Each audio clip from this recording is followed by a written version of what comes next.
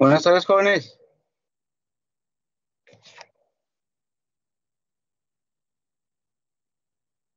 Buenas tardes, profe.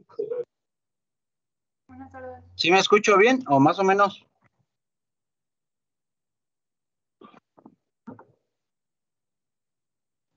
Sí se escucha bien, profe. Buenas tardes. Muy bien. A ver quién falta.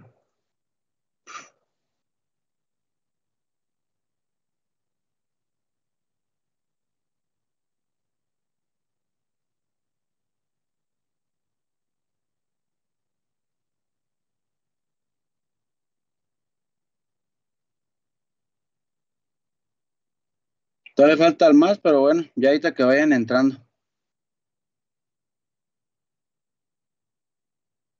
¿Sí? ¿Sí se ve la presentación? Sí, profe, sí se ve. Muy bien, pues vamos a empezar con la unidad número 3, que corresponde a defectos cristalinos o defectos en los materiales. Como ya hemos comentado en algunas ocasiones, los defectos no siempre son malos, ¿sí? Va a depender de qué tipo de defecto tengamos nosotros, sí, pero no siempre vamos a tener defectos malos. De hecho, muchas veces estos defectos nos ayudan, ¿sí? Claramente sabemos nosotros que si los materiales desde que partimos de los minerales no tuvieran defectos, pues nunca los podríamos procesar. ¿Sí me entiendes? O sea, si tuviéramos puros materiales ideales y no tuvieran defectos, estaría muy difícil que nosotros pudiéramos formar aleaciones, que pudiéramos tener deformaciones, que pudiéramos tener transferencias de calor, que podamos tener, por ejemplo, altos calores específicos, etcétera, entre muchísimas otras cosas más. ¿Sí me entienden? Entonces, estos defectos van a servir dependiendo de qué tipo de material tengamos y qué tipo de defectos que naturalmente se forman y que nosotros podemos inducir en dado momento para modificar las propiedades. ¿Sí estamos de acuerdo?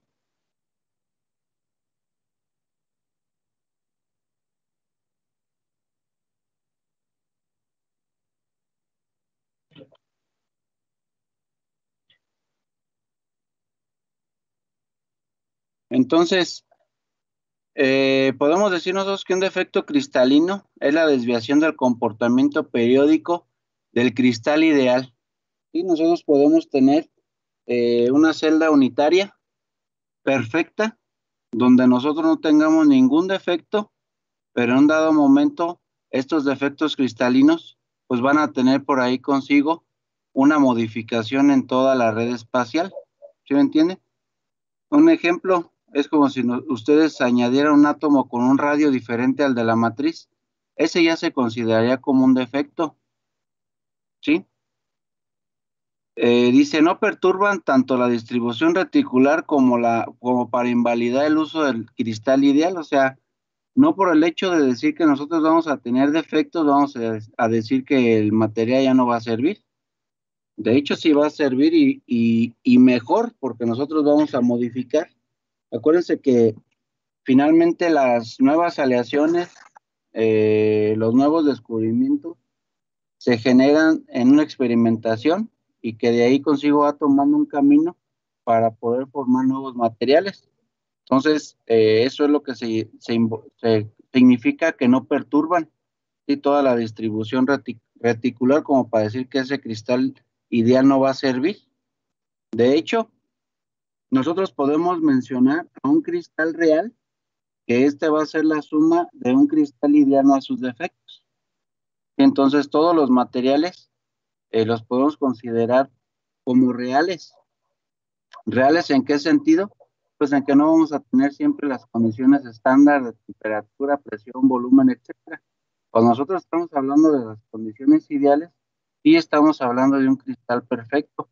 Es como, por ejemplo, nosotros podemos manipular y decir que los átomos son una esfera. Sabemos nosotros que puede tener irregularidades cuando ya estamos hablando de átomos reales. Sin embargo, eso es lo que nosotros tenemos como premisa para poder entender un comportamiento de un material.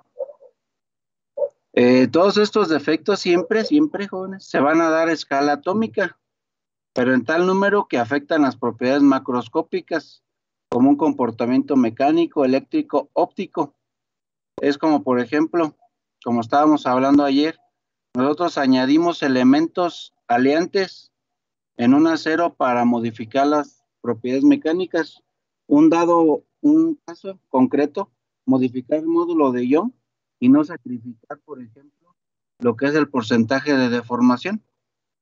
Entonces, por ejemplo, los aceros inoxidables, austeníticos, por ejemplo, y nos presentan un módulo de Young más o menos como de 180 gigapascales, pero permiten una deformación.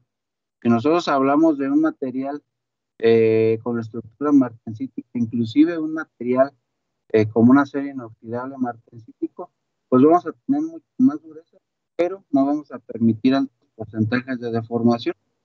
Sí, por eso dice ahí que este número afecta las propiedades macroscópicas. O sea, las propiedades macroscópicas es lo que yo puedo ver. Ustedes realizan un ensayo de tensión y pueden ver el encuellamiento de taza y cono cuando ustedes generan un ensayo de tensión. Entonces, ahí ustedes pueden ver las propiedades macroscópicas. ¿Por qué? Porque van a ver esa reducción de área. Pero si ustedes, por ejemplo, dicen, no, este material no es microaliado y presenta una alta dureza, pues obviamente ustedes también van a ver una fractura frágil, pero es una propiedad macroscópica. Y estos defectos finalmente se van a estar generando debido a la formación de fases dependiendo de la composición química que tengamos. ¿Sí vamos bien, jóvenes? Sí, profe. Muy bien. Entonces aquí dice, su efecto no siempre es negativo. Por ejemplo, ¿por qué dice eso? Que no siempre es negativo. Si por ejemplo nosotros estamos hablando de materiales o Profe, aleaciones, sí, casi no se le escucha, como que a veces se le baja el volumen a su audio y a a ver, veces espérenme. no O se entiendo. corta.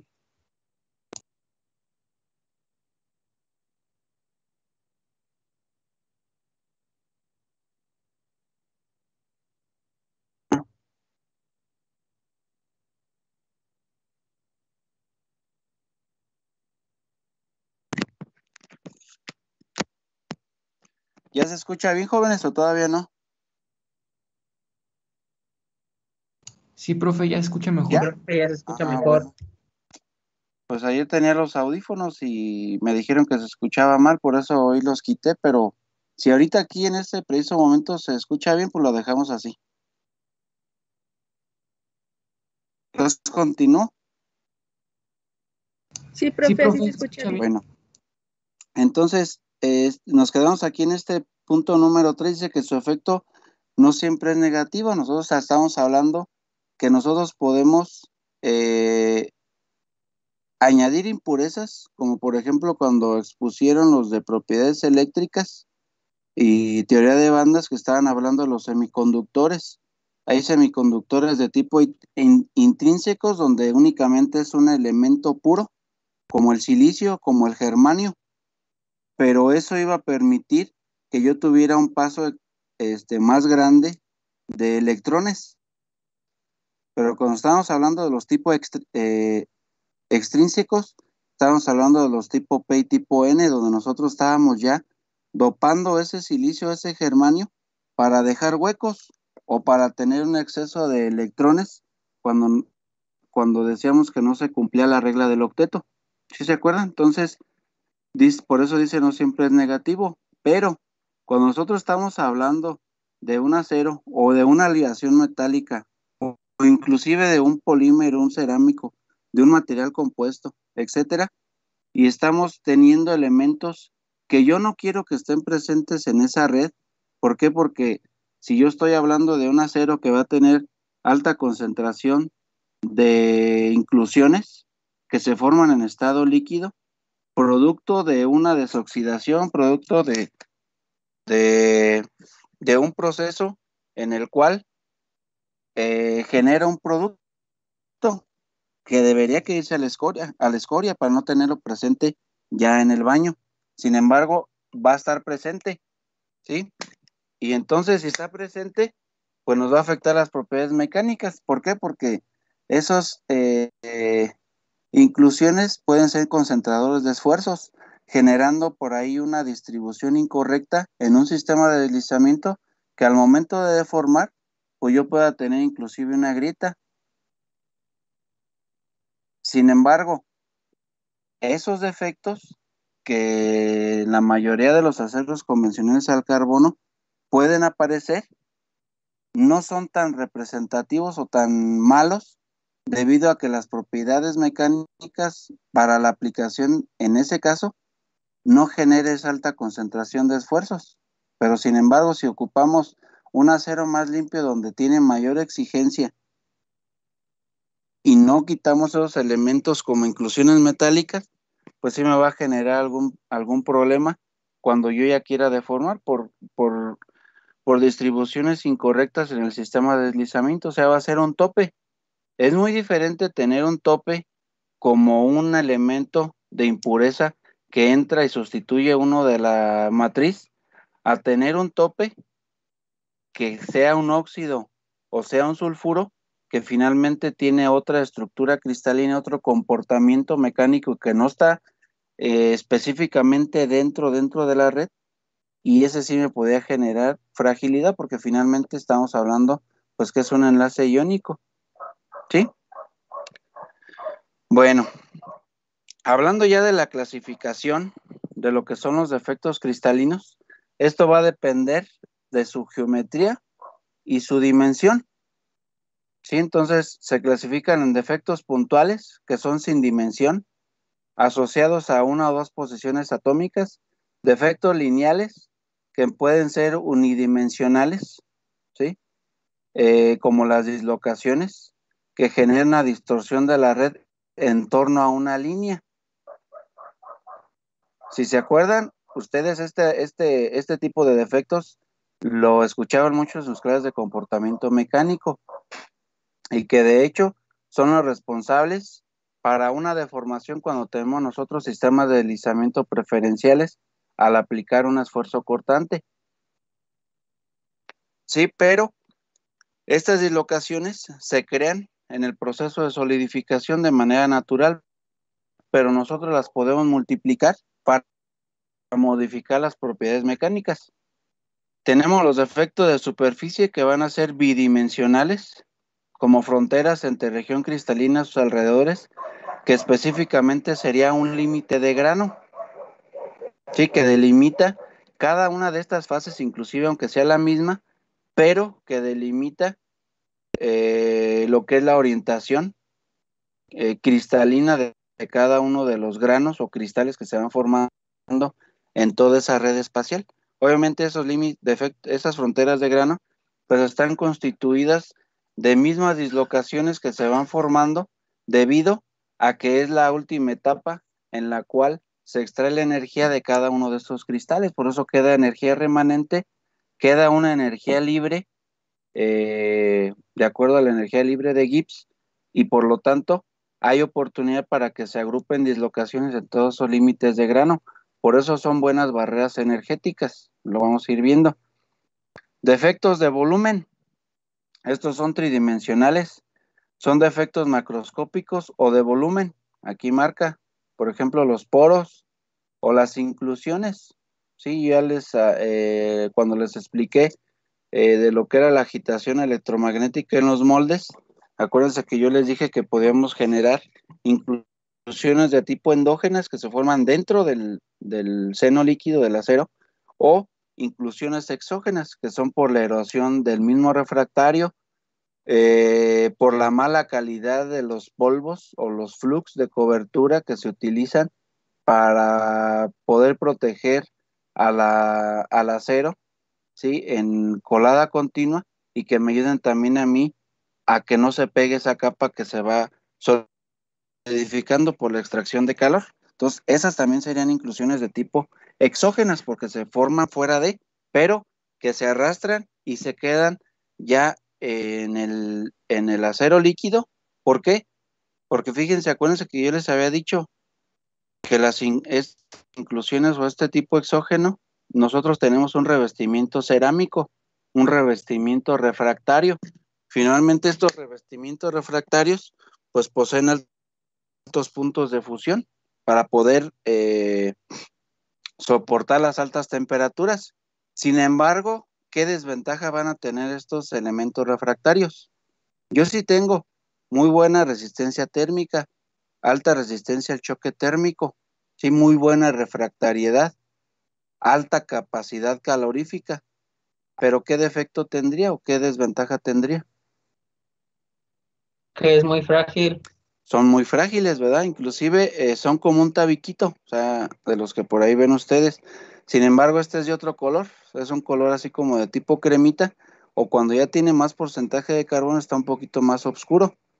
Sí, pero son muy frágiles, como dice su compañero Jesús. Entonces, al ser muy frágiles, yo voy a tener también fuerzas bollantes en lo que es el acero líquido por la fluidinámica y la recirculación por las paredes y puede llegar inclusive a desgastar y a atrapar fragmentos, aunque sean de escala micrométrica, que tiene alto punto de fusión que yo no las puedo hacer líquidas, entonces van a quedar como una inclusión de tipo exógena, ¿sí me entienden? Y que va a quedar dentro de la red. Entonces ya cuando yo lleve mi pieza, obviamente pues es un lote donde se tienen que hacer varias muestras como control de calidad para ir viendo la microestructura y por ahí en alguna de esas pues va a salir este tipo. Entonces lo que se tendría que hacer es o cambiar de proveedor de refractario o ver la manera de poner o modificar la fluidinámica para que hubiera menos erosión. Eso también a los efectos de pH. Si nosotros podemos tener inclusive refractarios de tipo básico o refractarios de tipo ácido o neutros. Entonces, sabemos nosotros que va a haber una interacción metal-escoria, donde cada uno de ellos va a tener un carácter en pH, y si son contrarios, pues obviamente uno va a disolver más rápido al otro. ¿Sí me entiendes? Entonces también eso es cuestiones ya pues de redox y que también se puede generar pues inclusiones de tipo exógenas. Bueno, como primer tipo de defecto pues son los puntuales. Bueno, son defectos en los puntos o nodos o sitios o vértices de la red cristalina de tamaño aproximado al de un átomo, ¿sí? Nosotros podemos tener un átomo de impureza sustitucional, como dice aquí, es un átomo extraño. No es que sea extraño y que no lo conozca, sino es extraño a la matriz. ¿Por qué? Porque imagínense tener 1 millón de átomos de hierro y de repente entran 50,000 átomos de cromo, pues así como que ellos, ¿qué hacen aquí? ¿Sí me entienden? Es como cuando ustedes van a una fiesta, pues son todos compañeros y llegan por ahí las de administración, y pues ¿quién invitó a estas muchachas? No las conocemos, ¿sí me entiende? Entonces, es a lo que se maneja como un átomo extraño, aunque no es extraño porque sí lo conocemos, sin embargo, no es uniforme o no tiene las mismas características que los átomos que ocupan toda la matriz, como lo podemos ver. Imagínense que todos estos sean átomos de hierro y este va a ser un átomo de diferente naturaleza, ¿sí? Entonces, átomo extraño que ocupa un nudo, ya les dije, es un nudo, un vértice, un intersticio, ¿sí? Cuando estamos hablando de impurezas intersticiales, en este caso, es en los vértices, ¿sí? Nunca vamos a tener una solución de impureza sustitucional en una zona intersticial. Esa es otra impureza que está bajito. Nosotros vamos a tener siempre en un vértice, ¿sí? En un nudo, ¿sí? En una esquina de lo que es mi red, ¿sí? Entonces, por ejemplo, yo puedo formar una solución sólida sustitucional de hierro y níquel, Imagínense que este hierro es todo esto y el níquel yo lo estoy adicionando como aleación. El níquel combinado, por ejemplo, con el cromo, hagan de cuenta que el níquel va a generar o va a refinar o se va a formar una mejor capa de pasivación. Esta capa de pasivación es el óxido de cromo que se va a posicionar en la superficie, que es otro tipo de defecto de superficie, ¿sí? Entonces, este níquel y este cromo entrarían de manera sustitucional, dependiendo también de unas reglas que vamos a ver más adelante. Si no estamos entendiendo, entonces entran en uno de los nodos.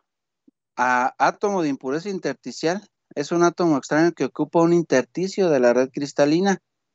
Deben ser átomos menores que las de la matriz. Por ejemplo, yo puedo tener de manera intersticial átomos de hidrógeno, de boro, de carbono, de nitrógeno y de oxígeno. ¿Se acuerdan que este es el chon? Pues únicamente, y el chon y al último el boro, ¿verdad? Pero son los únicos elementos que yo puedo tener de manera intersticial y que me formen una impureza intersticial y que forman una solución sólida intersticial. O sea, estos elementos entrarían dentro de la red. ¿Qué quiere decir? Que si yo, por ejemplo, tuviera todo esto fuera hierro y añadiera carbono, estaría en un intersticio. Yo ya estoy formando acero. Y si yo agrupo o genero una aleación con níquel y cromo, yo voy a tener carbono en los intersticios, pero en las esquinas o en los vértices voy a tener átomos más grandes no siempre más grandes, pero siempre van a alterar o van a generar discontinuidad en toda esta línea de deslizamiento, si se fijan.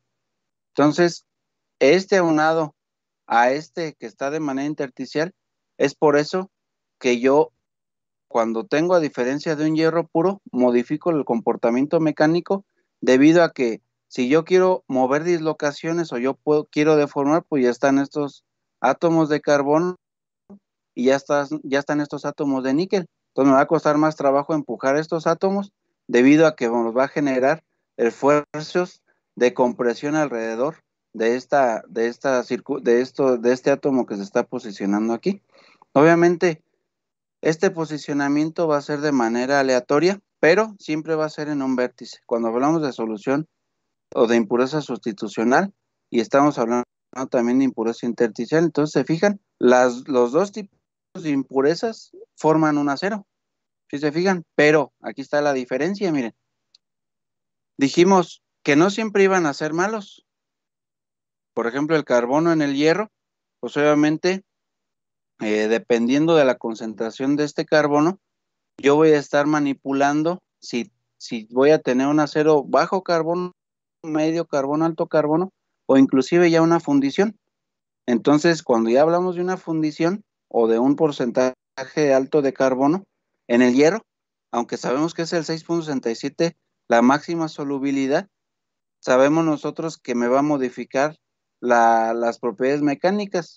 Obviamente yo voy a tener mayor dureza, pero si yo quiero que un material tenga cierta elongación o cierta ductilidad o maleabilidad, este exceso de carbono ya para mí no me va a servir. ¿Sí entiende? Entonces, aunque el carbono sea bueno para formar acero, si yo lo tengo alto y no es para esa aplicación o yo requiero de esas propiedades, pues también va a ser malo. ¿Sí me entiende? Al igual, por ejemplo, el hidrógeno y el nitrógeno. Da la casualidad que el hidrógeno está bien chiquito. Entonces, de esos chaparrillos que se meten en el metro, y por ejemplo, se meten 4 como yo, y se meten 2, 3 chaparrillos, pues van a entrar más rápido los chaparrillos, porque yo estoy más grandote y choncho, ¿sí me entiende? Entonces el hidrógeno va a difundir a intersticios en toda la red, pero el problema es que el hidrógeno se va a encontrar por ahí con otro hidrógeno y va a generar un gas atrapado en la red y por lo tanto nos va a generar un poro. Entonces a mí no me interesa que haya hidrógeno, ¿sí? Inclusive ni nitrógeno, salvo cuando yo tengo una atmósfera controlada y quiero modificar la superficie de un acero, yo puedo hacer, por ejemplo, nitrurados, ¿sí? O carbonitrurados, donde ese nitrógeno que difunde la superficie puede modificar y agarrar átomos y generar nitruros metálicos, que en realidad estos nitruros metálicos pues me incrementarían lo que es la resistencia al desgaste. Sí, entonces esto ya estamos hablando pues por ejemplo de un tratamiento termoquímico. Sí nos vamos entendiendo, jóvenes, pero finalmente sigue siendo de manera intersticial, salvo cuando yo tengo esa atmósfera controlada en un tratamiento termoquímico, ese nitrógeno, que es un gas y que difunde por una presión y una temperatura y una concentración de este gas que se disocia y genera átomos de nitrógeno, va a agarrar un átomo de la superficie que sea afín y genera un nitruro metálico. Obviamente, yo ya voy a tener una estructura cristalina en ese otro cristal que va a ser un nitruro y que va a estar en la superficie dependiendo la profundidad de penetración de este nitrógeno. Entonces yo puedo manipular el espesor de lo que es mi superficie en dureza. Obviamente que si yo digo, pues si yo tengo un material dúctil y tengo un considerable porcentaje de carbono o puedo manipularlo con nitrógeno, pues voy a generar y que la penetración sea muy grande. Pero ojo, si yo genero una penetración muy grande de estos nitruros o de estos carburos en dado momento, yo también genero mucha dureza, pero a la vez estoy disminuyendo lo que es la ductilidad, entonces yo ya generaría un material más bien más frágil, porque en el núcleo ya no tendría una matriz dúctil, sino una matriz más dura por generación de más nitruros o carburos, pero que no entra de manera intersticial. Por eso esos son efectos superficiales. Cuando entra de manera intersticial el nitrógeno dentro de la red, inclusive no solamente en un acero, yo puedo tener difusión de hidrógeno o nitrógeno en zonas intersticiales, inclusive en una soldadura, ¿sí? Cuando tenemos una soldadura, acuérdense que yo genero una temperatura más o menos 2000, 3000 grados y que es susceptible a formar estructuras de colada y que si yo no tengo una atmósfera inerte que me proteja, eso va a depender el proceso de soldadura. Por eso no es lo mismo el convencional que por ahí hemos visto en las herrerías, al que ya tenemos como un SMAO, como un TI, con un MIG, como un JITAO, donde ya tenemos electrodos de tungsteno con gas argón, que nos genera una atmósfera donde ya nos va a inhibir la difusión del hidrógeno y nitrógeno para que no nos forme inclusive susceptibilidad al agrietamiento por la formación de poros. ¿Sí estamos de acuerdo, joven? ¿Sí vamos bien?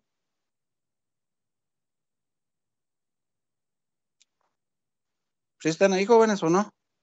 ¿O están comiendo? Sí, profe, aquí Sí, andamos. profe, aquí andamos. ¿Seguros? Bueno, en el examen me voy a dar cuenta, que aquí sí se me los voy a ejecutar con examen.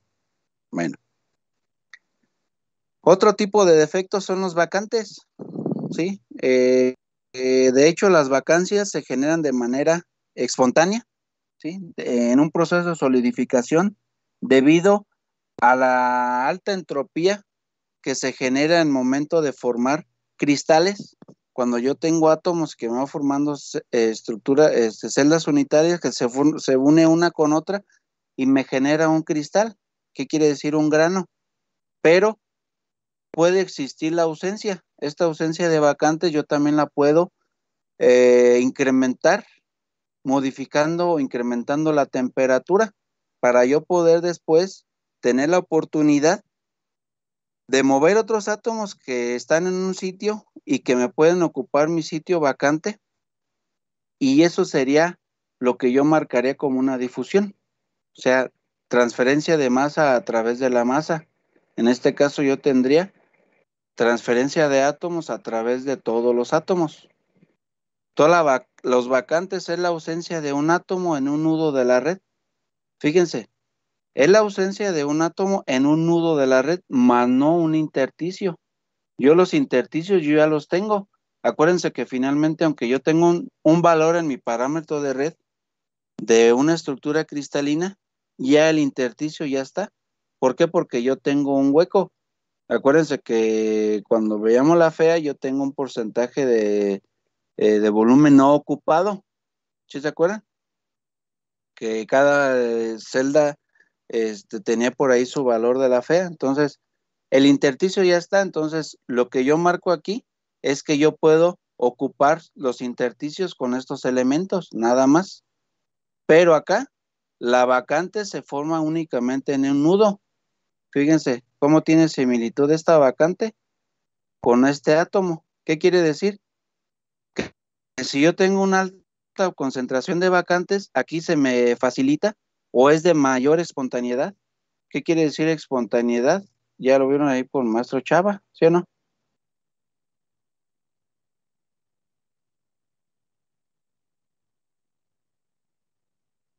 ¿Ya No, lo profe, vieron o no? no lo ¿No lo hemos han visto. visto? Ándenles. Bueno, la espontaneidad o no espontaneidad es debido al tipo de reacción. Acuérdense que yo finalmente voy a tener transferencia de energía y esta energía va a ser el calor. Por eso se llama termodinámica, porque yo tengo que ver cómo es que está viajando toda esa energía de manera de calor y de trabajo. Obviamente, estas transferencias de energía me van a generar consigo cambios de presión, cambios de volumen, me va a generar transformaciones de fase, etcétera.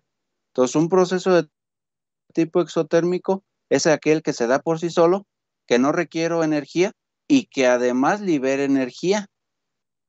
¿Sí me entienden?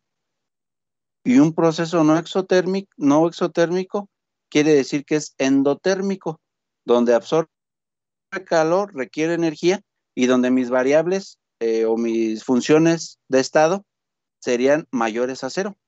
Y cuando tengo un proceso exotérmico que no requiere energía, como la difusión del hidrógeno, el nitrógeno, el oxígeno, para conseguir sitios intersticiales, esa energía no es requerida. Entonces es por eso que yo debo que manejar bien las concentraciones que hay en mi solución para que no difundan o no queden atrapadas. ¿Por qué? Porque como es exotérmico, pues yo no voy a requerir ningún trabajo, ninguna energía, ¿sí me entienden? Y cuando es espontáneo, ¿sí? O exotérmico, ¿sí? Acuérdense que si yo tengo un proceso espontáneo, va a ser exotérmico. Si no es no espontáneo, va a ser endotérmico.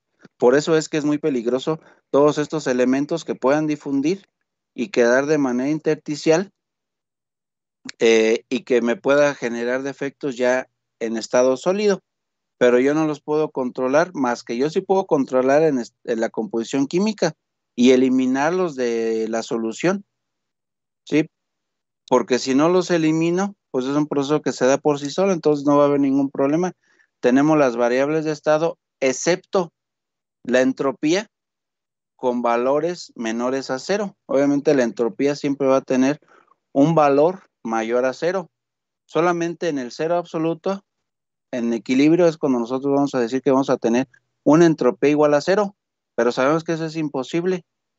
Siempre hay un movimiento, siempre el universo está moviéndose. Si no se moviera, estaríamos fritos, jóvenes, porque no generaríamos campo magnético y el sol nos achicharra luego. ¿Sí me entienden? Entonces, en el centro de la Tierra, pues ya sabemos que hay un núcleo metálico, ¿verdad? Que por la fricción, la rotación en su propio eje, nos genera ese campo norte y sur. Entonces, inclusive, yo les puedo decir, cuando nosotros nos dormimos, hay una entropía. Estamos vivos, jóvenes. Inclusive ya muertos hay entropía, jóvenes. ¿Sí me entienden? O sea, todavía hay movimiento, hay descomposición, etcétera. Sí, todavía hay un proceso eh, degenerativo que inclusive entramos al ciclo de la vida, jóvenes. Acuérdense, por ahí en la primaria les hablan del ciclo de la vida, ¿sí se acuerdan? Donde otra vez se regenera y volvemos a hacer tierra y la tierra da nutrientes a las plantas, a los animales y otra vez está la cadenita, ¿verdad? Pero por eso les digo, siempre la entropía tiene un valor, por eso no se vayan con la finta en una solidificación decir, pues yo me acuerdo que el profe dijo que como liberaba energía, se daba por sí sola, no requiero ningún proceso en una solidificación más que extraer el calor, pero esa extracción de calor yo la puedo manipular dependiendo de qué material tenga yo en la superficie para extraer el calor al contacto con el líquido, con el acero líquido o la aleación líquida. Eso sí yo lo puedo manipular. ¿Por qué? Porque si es más rápido o menos rápida, pues va a depender también, pero acuérdense que yo también voy a tener efectos como contracción, como la oportunidad de tener segregaciones o defectos que queden atrapados dentro en estado sólido cuando estoy en estado líquido y que yo pueda tener repercusiones. Por eso es muy importante la superficie la que voy a utilizar para llevar a cabo una solidificación. ¿Sí me entienden? Pero lo que yo quiero que entiendan es que se da por sí sola. Sí, yo no requiero meter más energía para cambiar ese estado, pero yo sí lo puedo modificar dependiendo del recipiente, dependiendo de la arena que yo esté teniendo, por ejemplo, en moldeo por arena y que está haciendo ya piezas. ¿Por qué? Porque voy a tener contracciones, voy a tener por ahí defectos de recirculación y contracción de líquido al generar sólido. ¿Sí me entienden? Pero fíjense, no se, como les digo, no se vayan con la finta. No por decir que sea espontáneo, que sea exotérmico y que todas mis funciones de estado, energía libre, entalpía, energía interna, son menores a ceros, la entropía también va a ser menor a cero. Fíjense, la entropía ustedes tienen que ver desde qué punto de vista se está manejando, pero finalmente la entropía en este caso tendría mayor a cero porque voy a tener mecanismos de recristalización, de formación de redes, y yo voy a tener todo ese movimiento difusional para poder formar mi estructura o mis granos, mi red espacial, etcétera. ¿Sí me entienden? Entonces todo eso me lleva a otro tipo de defecto puntual que son los vacantes, que dice que es la ausencia de un átomo en un nudo de la red normalmente ocupado. O sea que esta vacante yo la genero o se genera en la solidificación y que puede tener una continuidad, pero no hay problema, porque yo, si realizo otro proceso posterior, yo puedo cubrir este espacio con algún otro átomo o con átomos que yo voy a inducir después en un proceso ya externo, como un tratamiento termoquímico, como un tratamiento térmico, por ejemplo, o como un tratamiento de temple por inducción, donde yo controlo lo que es la penetración de dureza únicamente calentando la superficie de lo que es mi pieza. Sí, fíjense, en un material siempre existen vacantes. Los minerales, jóvenes, ustedes, híjole, pues yo creo que no, porque lo tuvieron virtual. Pero bueno, ya ahora que ya regresemos, se echa una vueltecita cuando haya chance allá al laboratorio de fisicoquímica. Ahí hay varios minerales, varias rocas, acuérdense. Sí, nosotros podemos tener rocas, podemos tener minerales, ¿sí? Y nosotros los podemos ver físicamente y va a decir, no, pues se siente pesadito, tiene su densidad, tiene sus propiedades de fluorescencia, es opaco, no es opaco, tiene por ahí sus índices de refracción de la luz, tiene por ahí su densidad, tiene por ahí su olor, etcétera. Sí, todas las propiedades que por ahí ya han escuchado pues ahí con su maestra Monse, que les comentó, pero nosotros macroscópicamente no alcanzamos a ver que finalmente esos minerales están porosos o tienen huecos. Estos huecos son las vacantes y estas vacantes pues se forman de manera natural y siempre lo van a existir, siempre van a existir, acuérdense, nunca o todavía no existe un material 100% compacto. Todos los materiales tienen una pequeña nano o incluso pico o eto, porosidad. Sí, o sea, estamos hablando ya de qué tipo de proceso se utilizó o cómo se formó, si fue natural. Por ejemplo, un diamante está muy compacto, pero si le hacen un estudio va a tener cierta porosidad, pero ya escalas pues muy, muy pequeñas, ¿sí? Pero esto me lo da, ¿por qué? Porque siempre van a existir vacantes. Entonces, estos minerales los podemos procesar porque tienen vacancias. Esas vacancias me ayudan a poder fracturar, poder llevar a lo que es trituración, luego molienda y luego llevarlo al proceso de concentración de minerales. A ver quién me dice qué procesos conocen de concentración de minerales.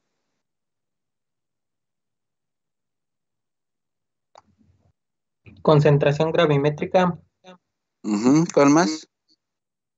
flotación, Flotación. ¿Qué más? Lixiviación. Lixiviación y separación magnética, ¿verdad? Pero de hecho son de las más comunes, ¿verdad? ¿Sí o no? Muy bien, jóvenes. Entonces, todo eso me lo da o yo o lo puedo yo manipular debido a que yo voy a tener pues defectos que ya están formados, jóvenes. Eso es una gran virtud que nosotros ya tenemos, por eso podemos procesar los minerales. Por eso podemos procesar, por ejemplo, nosotros el caucho para poder moldear diferentes geometrías, ¿sí? Por ahí pues han visto muchos presentaciones del caucho no solo en llantas. Las llantas finalmente traen su caucho, pero también traen sus alambres de acero para poder generar un material compuesto que brinde lo que es movimiento radial y a la vez resistencia y no se despedacen. Y obviamente, pues ahí también es la calidad del caucho, ¿verdad? Hay cauchos más puros, hay cauchos un poquito más contaminados por el proceso de fabricación que los va a hacer un poco más baratos. Por eso es muy, pues, cuando vamos, por ejemplo, a querer cambiar llantas, híjole, pues ponle de esas, de las Kumo o de las, Maxis o no sé, porque pues cada llantita vale 1,500. No, ¿sabes qué? No, ponle de las Continental, pero valen 2,000 varos. No, ¿sabes qué? Ponle Hancock o ponle Michelin.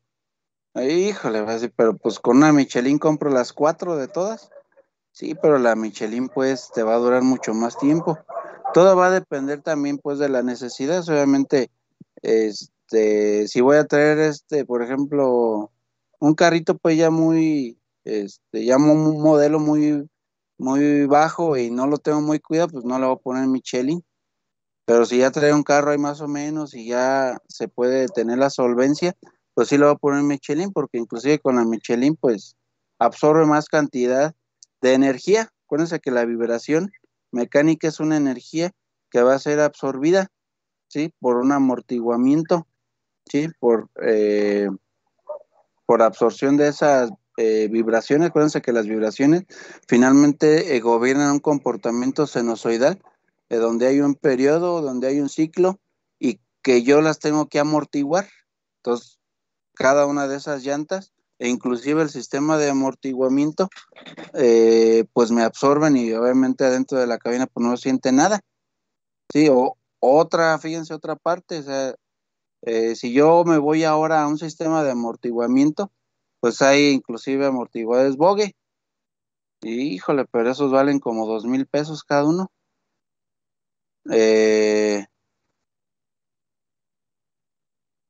Y si me voy, por ejemplo, híjole, mejor me voy a ir a unos reconstruidos. Pues reconstruidos valen 500 varos, pero pues no les va. Por eso cada uno de esos sistemas pasa por un control de calidad. Entonces, pues el de 500 no les va a durar mucho.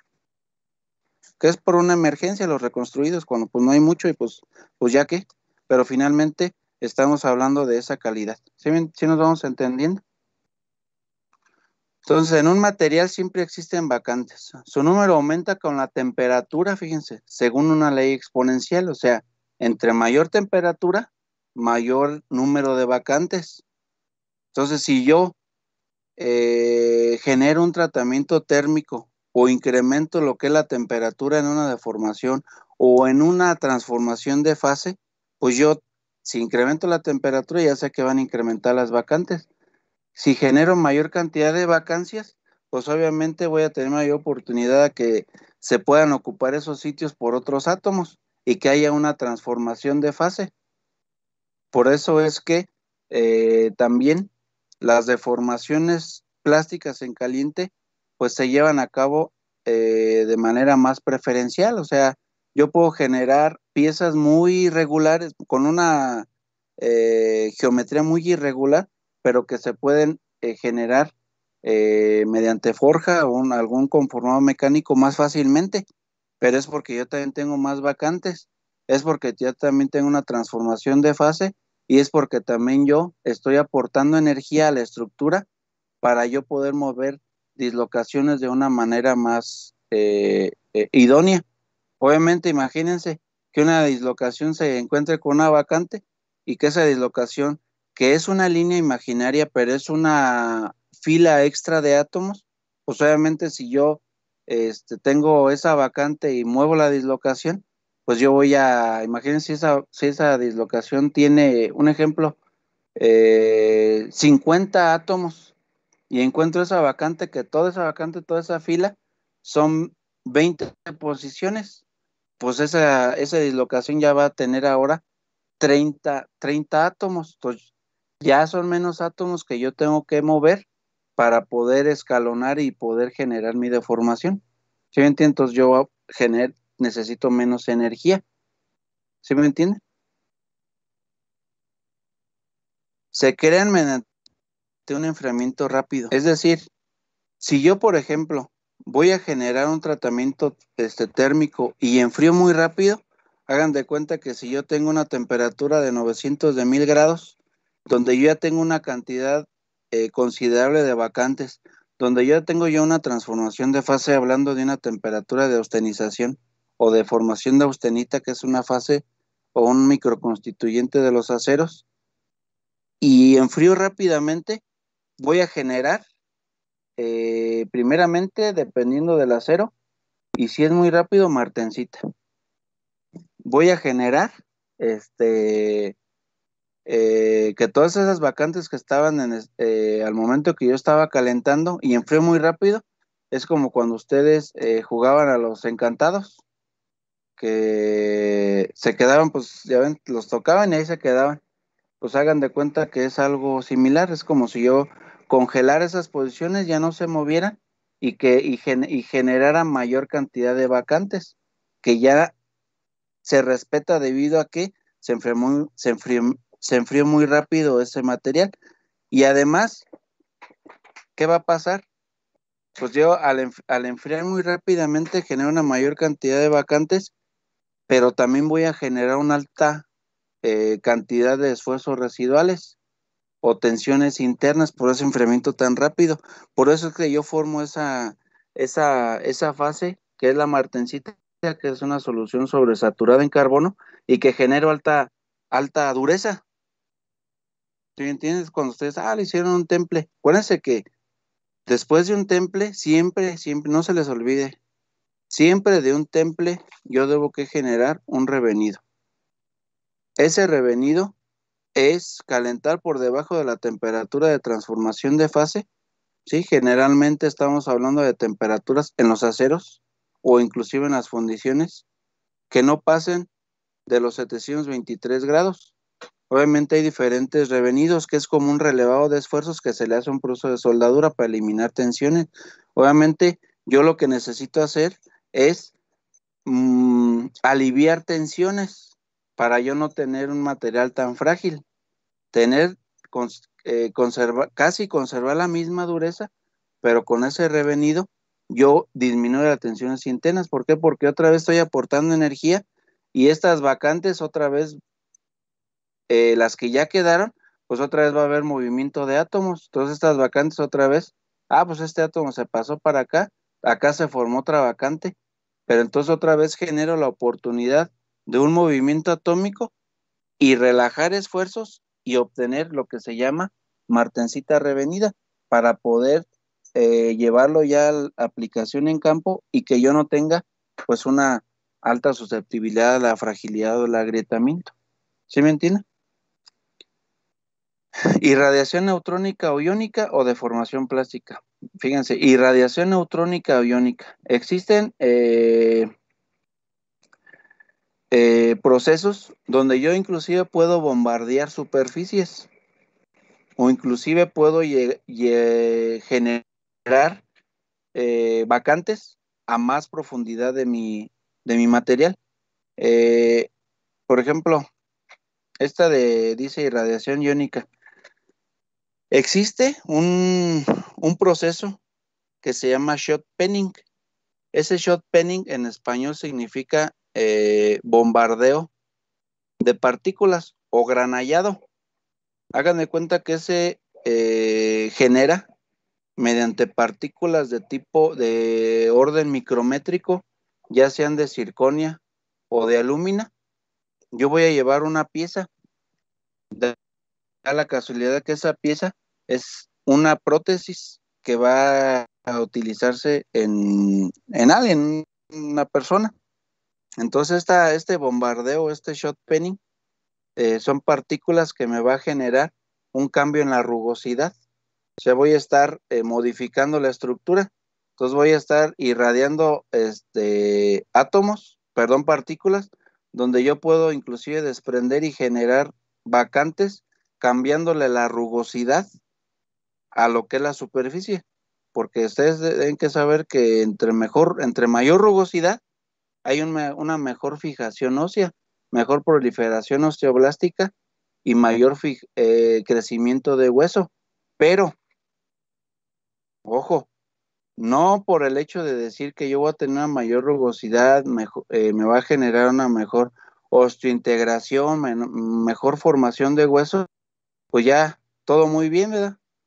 Yo también estoy generando más sitios propensos a susceptibilidad a mayor corrosión. Entonces también se modifica la superficie, pero también yo puedo tener susceptibilidad a incrementar la corrosión, inclusive aunque tengamos aleaciones de titanio. No así, por ejemplo, en acero inoxidable 316L o en aleaciones cromo-cobalto.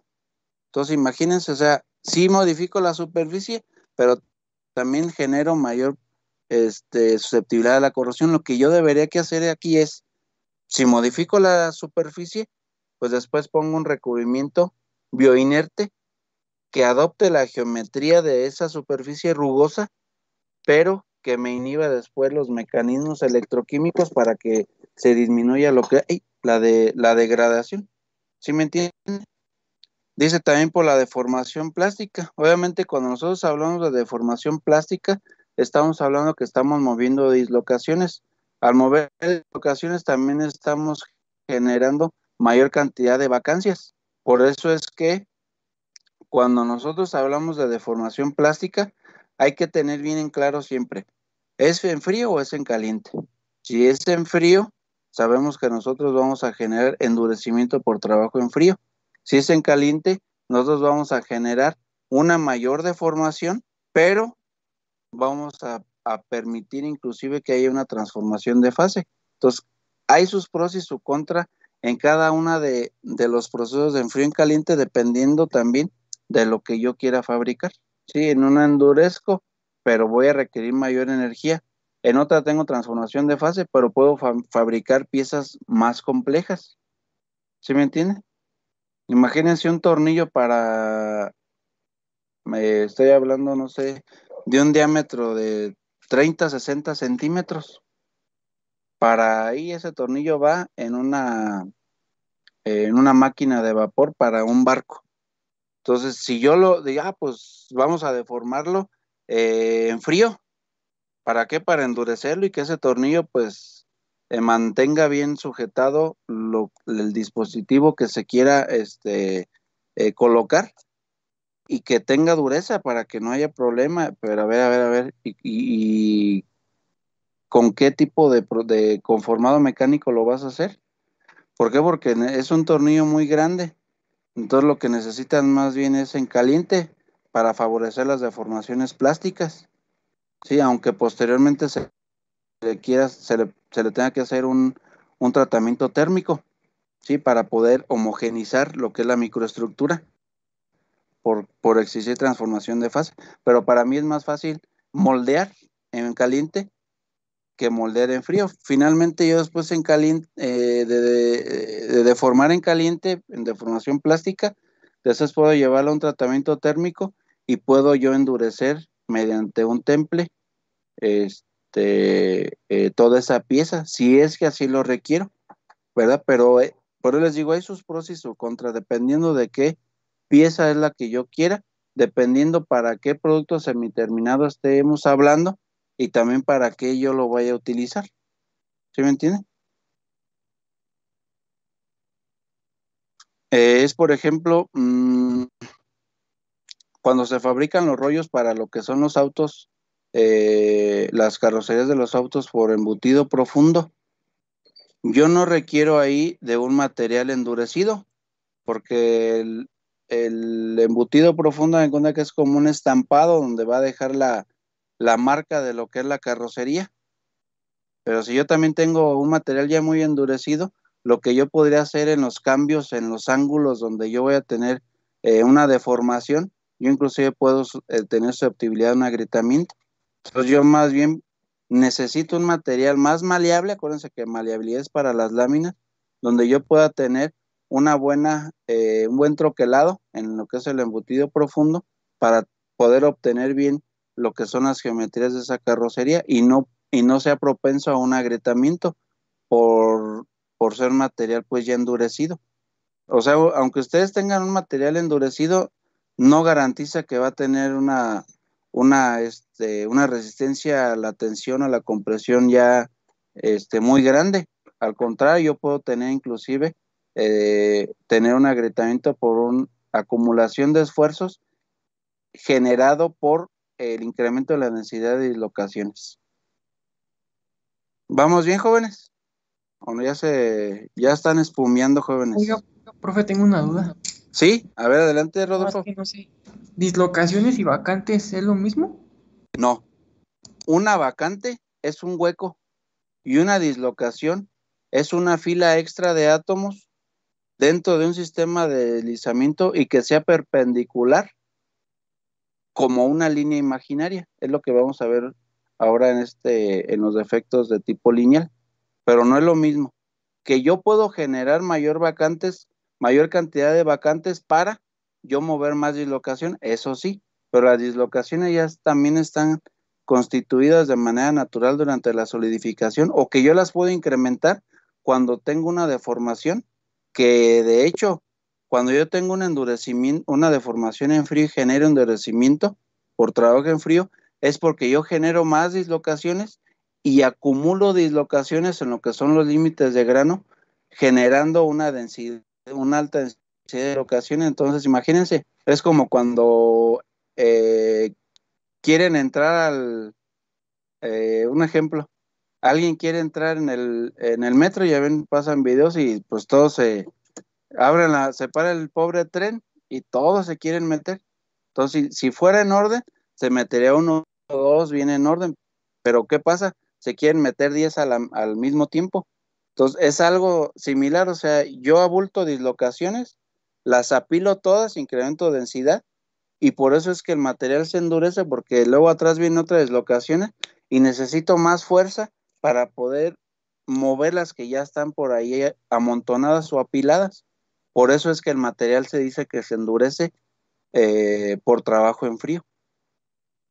Entonces, si se fijan ustedes, eh, un tipo de defecto que juega un papel muy, muy importante, pues son los defectos de tipo superficiales, como son los límites de grano. Los límites de grano son barreras energéticas formados también de dislocaciones que a su vez me generan también obstáculos para yo mover las dislocaciones que tengo en mi cristal. ¿Sí estamos de acuerdo, Rodo? De todas maneras vamos a ver dislocaciones, no se preocupe. Sí, profe, más o Profe, menos. Sí, a ver. ¿podría repetir eso que dijo de los límites de grano, que eran barreras energéticas, que qué? Lo que pasa que los límites de grano son defectos de tipo superficial y que son barreras energéticas formadas también de dislocaciones, ya sea de ángulo grande o de ángulo pequeño, en los cuales se van a oponer al movimiento de dislocaciones cuando yo estoy aplicando un esfuerzo cortante o una deformación. Entonces, por lo tanto, cuando yo digo, es que este acero tiene un tamaño de grano pequeño. Sí, pues me acuerdo que el doctor Pedro me decía que si tiene un tamaño de grano pequeño, tengo mayores propiedades mecánicas. Yo me acuerdo que me decían que si tenía un tamaño de grano grande, yo tenía mayor ductilidad. A ver, pues ya sé por qué. Porque yo, en un tamaño de grano pequeño, ¿qué voy a tener? ¿Más o menos límites de grano? Más. Más límites de grano. Entonces, si yo deformo, pues tengo que vencer todas esas barreras energéticas, aunado a que cada uno de esos cristales tiene una orientación cristalina diferente en cada granito. Entonces, si yo tengo más límites de grano, obviamente yo voy a tener un material más resistente, porque hay que mover todas esas barreras. Sí se mueven, pero tengo que aplicar más carga por unidad de área. Y si yo tengo un tamaño de grano más grande, pues obviamente voy a tener menores límites de grano, más espacio para que las dislocaciones puedan moverse a su antojo. Por eso es que los materiales con tamaños de grano grandes son más dúctiles, menos resistentes, pero también mayor ductilidad o mayor maleabilidad porque puedo mover más fácil los átomos. Entonces, se fijan, estas barreras energéticas presentan un comportamiento clave en los materiales policristalinos. Por eso, aparte de que yo introduzco elementos como el niobio, el níquel, el vanadio, por ejemplo, el titanio, todos esos elementos, aparte de que me generan una solución o una impureza sustitucional, o que inclusive puede generar un intermetálico, me refinan el grano. Entonces son elementos refinadores de grano. Otro elemento refinador de grano es el aluminio, pero el aluminio, como es muy afín con el oxígeno, puede generar más cantidad de alúmina. Y esa alúmina es una inclusión no metálica. Entonces no me conviene.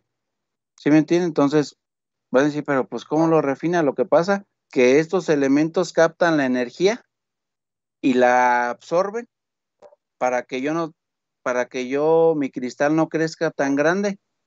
¿Sí me entiendes? Como si ustedes inflaran un globo y no, pues sácale tantito aire porque muy, muy grande, pues truena. Entonces, en este caso, una similitud es, si le sacan el aire a ese globo, obviamente ese aire hagan de cuenta que es calor, que está captando todos estos elementos refinadores de grano y el grano va a crecer más pequeño. ¿Sí me entienden? Pero el proceso de fabricación obviamente pues es más grande. Pues, imagínense, si yo digo, pues lo voy a alear con titanio, pues obviamente el titanio funde a 1668 grados. Sí, híjole, pero pues yo acá en mi baño tengo 1600 y también si incremento más la temperatura, pues voy a perder otros elementos y que se van a ir a la escoria porque tienen un punto de fusión no tan alto. ¿Sí me entienden? Entonces, imagínense que ustedes ya están en una entrevista y con esto que les acabo de comentar del titanio, ¿cómo creen ustedes que sea más factible para que el titanio quede disuelto dentro de la red desde estado líquido hasta estado sólido en un acero microaliado? ¿Cómo lo añadirían? ¿En qué etapa o cómo le harían? A ver, no importa que sean respuestas vagas, no me importa. A ver, pero ¿cómo lo añadirían? Sabiendo que ese titanio pues tiene un punto de fusión más grande. Y yo también no puedo decir, pues caliéntenlo a 1700. Sí, ahorita, ¿cómo no? Ahí voy. Pues imagínense, 1700 grados en un acero, no, pues se me van a perder otros elementos. Y además, para llegar a esa temperatura necesitaría agregar, por ejemplo, más carbono. Tendría que incrementar la cantidad de quemadores, por ejemplo, si estamos hablando de horno eléctrico de arco. Si estamos hablando de un BF, mayor cantidad de oxígeno a velocidades ultrasónicas que son en Mach, agregando mayor cantidad de carbono para tener una reacción exotérmica y que me libere mayor cantidad. Imagínense qué de procesos haría yo para incrementar esa temperatura. Entonces no me conviene. Entonces, si está a 1600 y el titanio funde a 1668, ¿cómo le harían ustedes para añadirlo y que se funda y que entre en solución?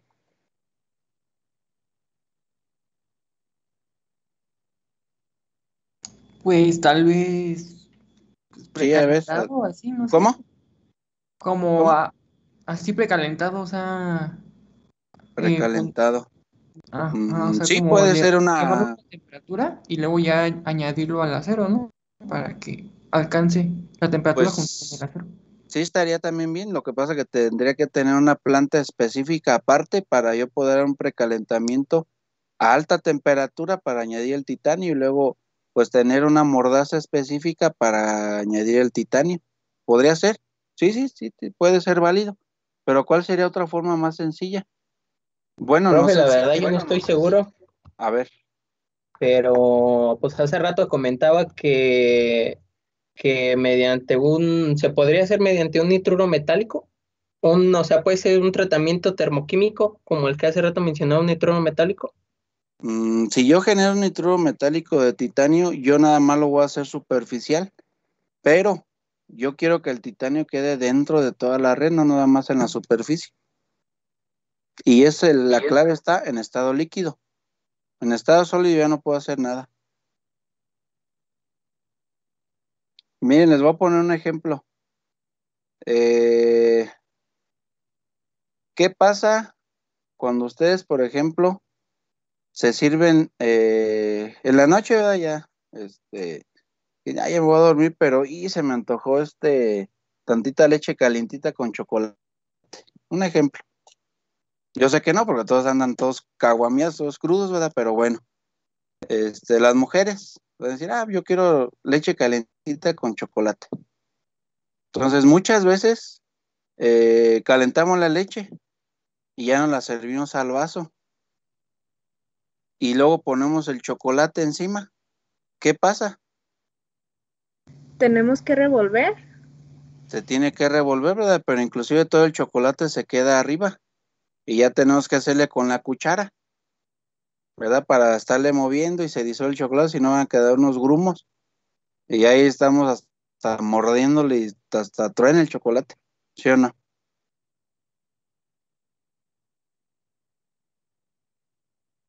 ¿Sí o no estamos de acuerdo en eso? Sí, profe. Sí. Muy bien. Entonces ahora, dice Rodo, yo no quiero que me pase eso y yo lo que voy a hacer es calentar mi leche. Pongo mi vaso. Voy a poner tantita leche, poquita.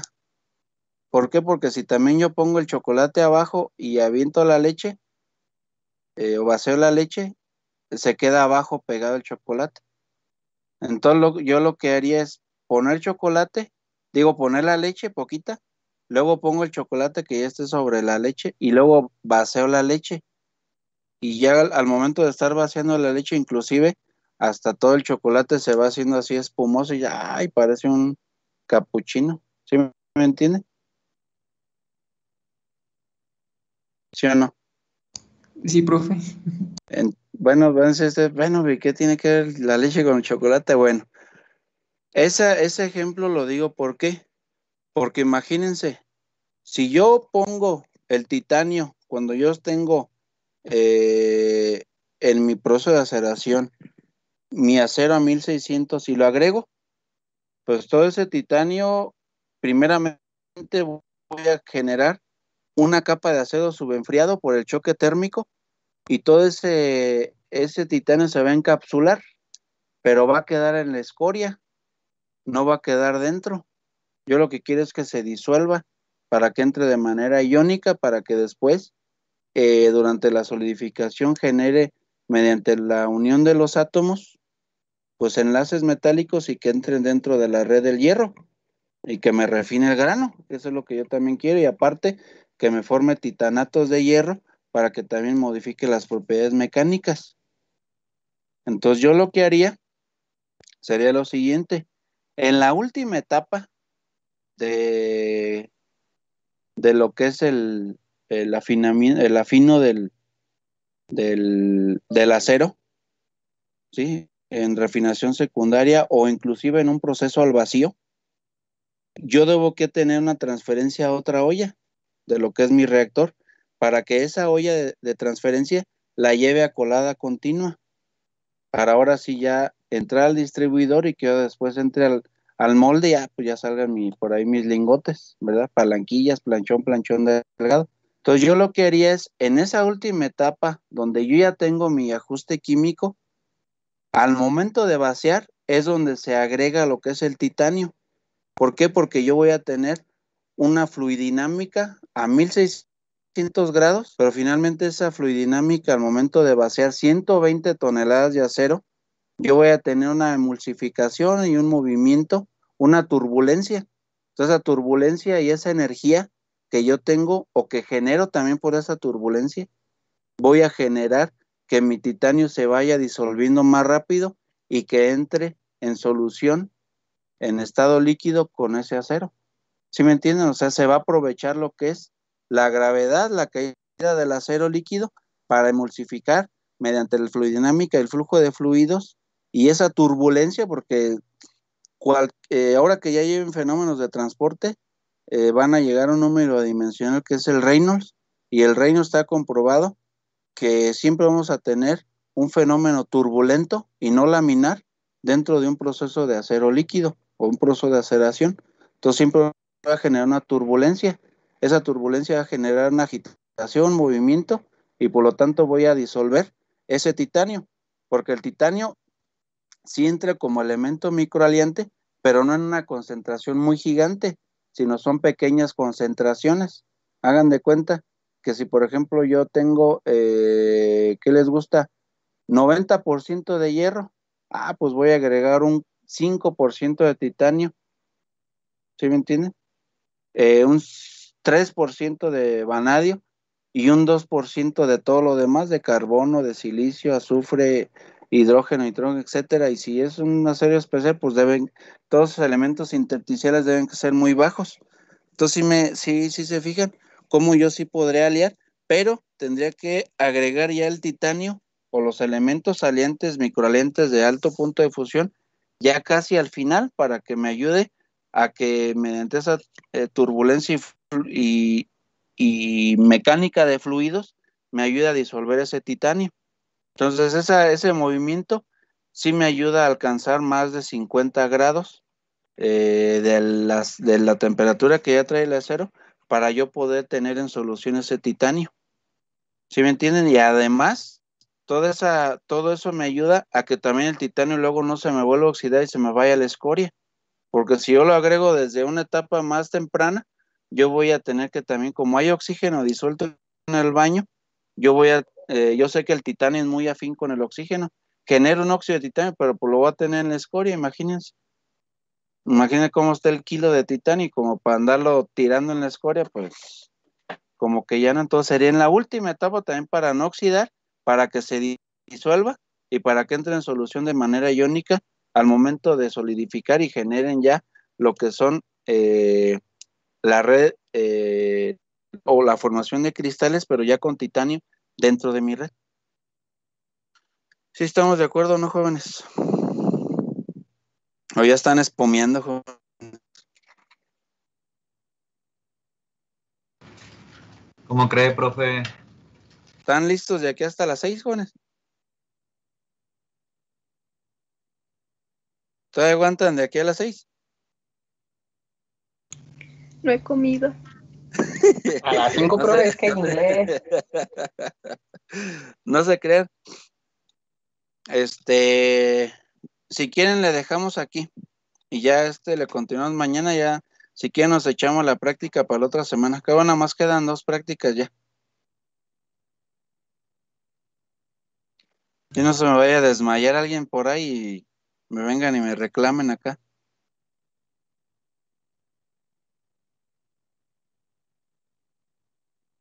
Pues sí, profe, como usted le quiera hacer. Sí, está bien, jóvenes. Entonces, le seguimos mañana aquí en esta diapositiva. Vayan tomando nota de todo lo que por ahí les estoy comentando, porque lo traigan bien listo para el examen. Sí, ¿Me podría dejarle tomar captura a la primer diapositiva sí, a la que quieran. porfis? A esta, No está en la primera. esta es la primera, esa es la segunda, esa. Ah, ok. Sí, Sí, gracias. órale. ¿Cuál quieren? También si quieren esta, órale. Acuérdense que en un momento no muy lejano a alguien le puedo pedir que prenda su camarita y me muestre su libretita. Habíamos quedado ya desde el principio eso. Yo quiero que tengan apuntes, por eso es que yo no les quiero estar pase y pase información. Finalmente, la información todos pueden consultar en internet y pues ahí les salen millones de información referente a lo que vemos.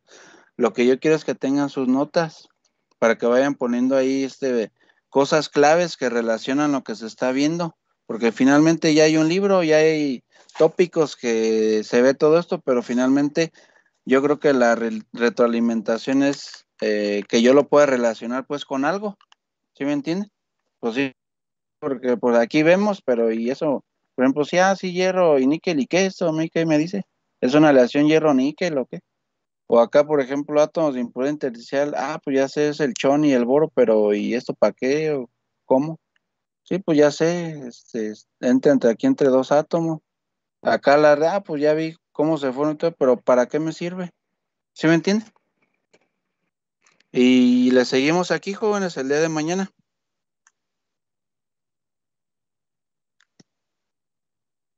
Sí, profe, que esté bien. Muy bien. A ver, déjame ver. ¿Quién se la anda salando?